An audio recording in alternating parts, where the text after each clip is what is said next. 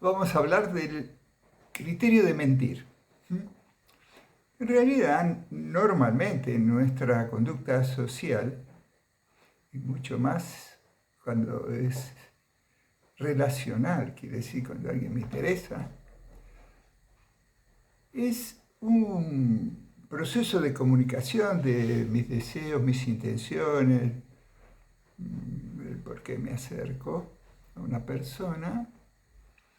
Y lo que está en juego es la pregunta, ¿por qué mentir?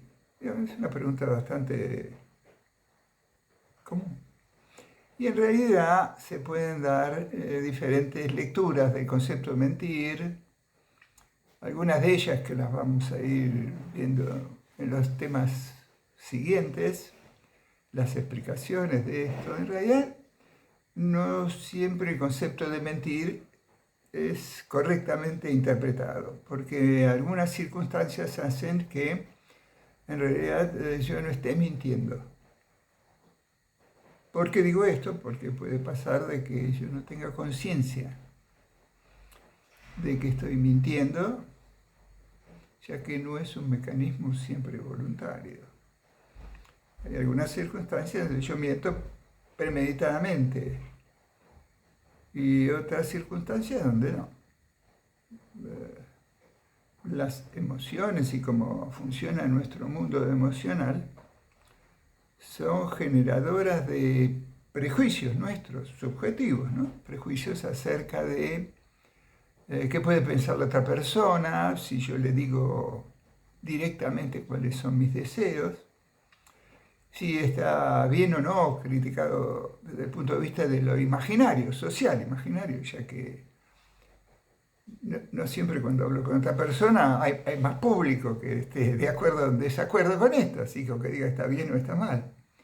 Pero no puedo evitar que uno de los mecanismos nuestros, llamado técnicamente el super yo, en realidad interfiera en lo que le digo a la otra persona, anteponiendo como o complicaciones o prejuicios o disimulos.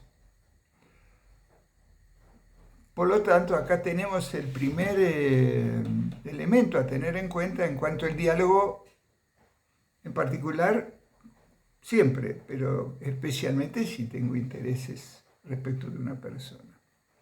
Lo primero que está en juego es cómo imagino o cómo creo yo que mi acercamiento puede ser atractivo para la otra persona.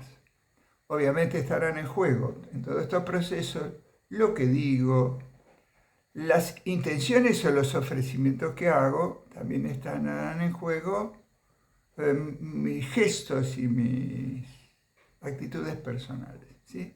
Bueno, de a poco vamos a ir desarrollando este tema con el fin de alcanzar una claridad, una cierta conciencia más racionalista, diríamos, acerca de la conducta humana normal.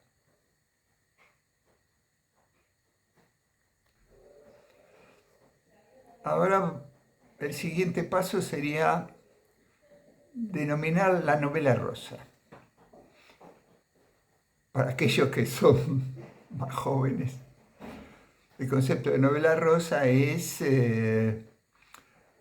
como una historia entre dos personas perfecta, diríamos. Ella, quienes fueran, dicen o hacen o actúan de forma tal. Ahora pensaremos en el concepto de novela rosa. Es obviamente un prejuicio. Estamos bien, Fouquet. Bueno, ahora vamos a pensar un concepto que llamaríamos novela rosa. En el deseo de ser aceptado y valorado especialmente por otra persona que despierta mi interés, de algún modo yo voy a intentar construir racionalmente o automáticamente, sin darme cuenta siquiera, una novela rosa, un concepto que llamaríamos novela rosa. En el deseo de ser aceptado y valorado especialmente por otra persona que despierta mi interés, de algún modo yo voy a intentar construir racionalmente o automáticamente, sin darme cuenta siquiera, una novela rosa que significaría esos momentos del teleteatro, por ejemplo, o de una película, donde lo que él dice o lo que él hace, y lo que ella dice o lo que ella hace, todo encaja perfectamente hasta terminar en una aceptación perfecta. Encontramos al otro idealizado, querido, amado y recíprocamente, obviamente. Bien.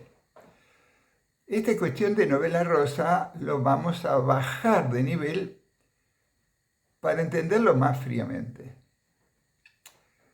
Constantemente nosotros construimos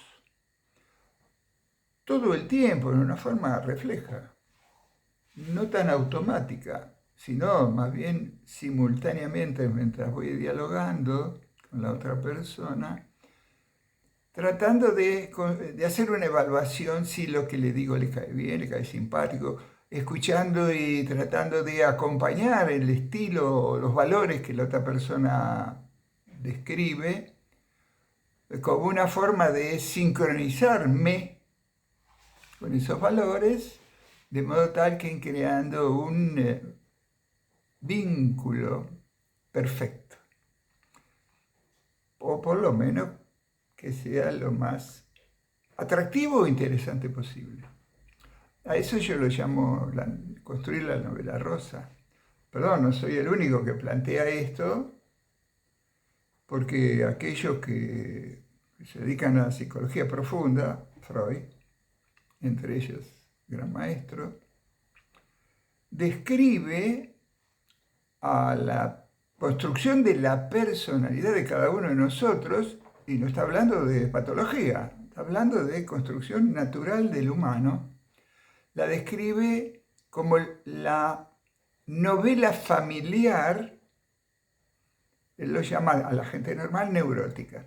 Entonces dice que la gente construye la novela, cada uno construye una novela familiar del neurótico, como que cada uno ha construido imaginariamente.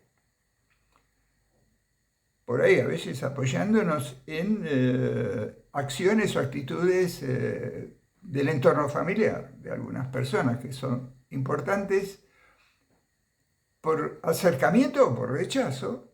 Ambos niveles tienen misma magnitud de importancia. A veces inclusive tiene más nivel de importancia de influencia al quien rechazo, aquel familiar que rechazo, que aquel que amo. Pero bueno, volviéndolo al centro del tema, esta novela familiar construye un prototipo de personalidad que yo de algún modo, a medida que avance la edad y avance el tiempo, lo voy a consolidar como lo que llamamos yo soy, el yo soy. Y en este proceso de consolidar la personalidad, cabe destacar que el concepto de persona quiere decir máscara. ¿Oh? Quiere decir que la personalidad es una máscara que yo utilizo para lograr que los otros, quienes fueran, me aprecien, me valoren, me quieran, obviamente. Y además, de ese modo, me ofrezcan lo que yo creo necesitar para sentirme bien. Bien, este personaje, máscara, personalidad, si lo prefieren llamar así, es el mismo personaje que a partir de determinada edad yo voy a ir mostrándole a los demás. Este personaje que he creado en esta novela, personaje que he creado, que me hace suponer que es el personaje aceptado correctamente y bien valorado por el entorno. Con las mujeres tendré una actitud, un gesto, con los niños tendré otro, con los profesores o dueños de importancia tendré otra actitud, o sea, personaje.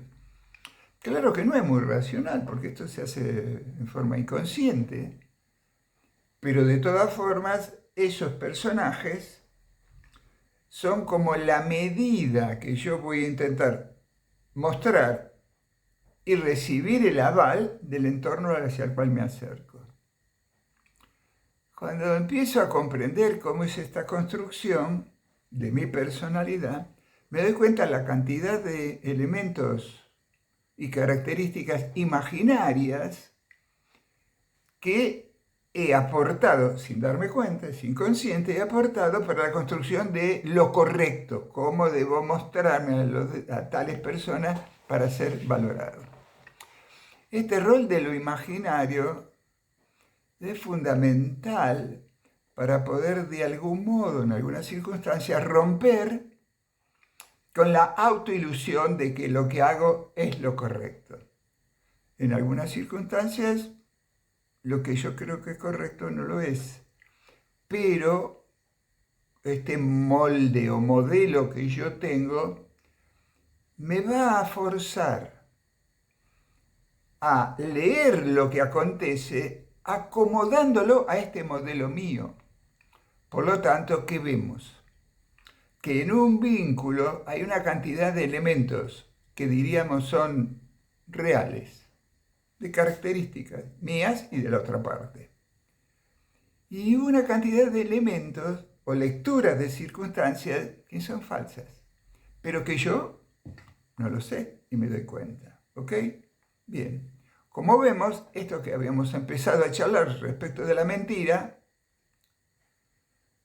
está empezando a resquebrajarse. ¿En qué sentido? Que no siempre el engaño o el disfraz o la careta, o como quieran llamarlo, que ofrezco en una circunstancia, es racionalizado o consciente. Muchísimos momentos de esas relaciones, mis modelos, mis prototipos de conducta correcta, llamémosle así, son absolutamente automáticos e inconscientes. Y por lo tanto, si la otra persona pone en duda alguno de mis decires, sosteniendo una actitud o una razón o un valor, me enojo. Porque diré, ¿cómo que estoy mintiendo? Yo no estoy mintiendo.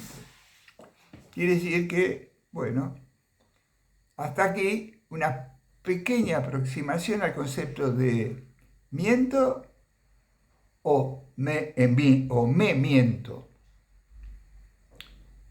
Entendiendo que nuestra personalidad posee dos características fundamentales en este mundo de construcción de vínculos afectivos, amorosos o comerciales, lo que ustedes prefieran.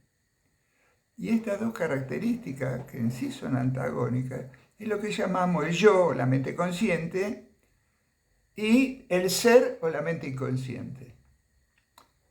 Bueno, seguiremos avanzando poco a poco, dando más temas al respecto.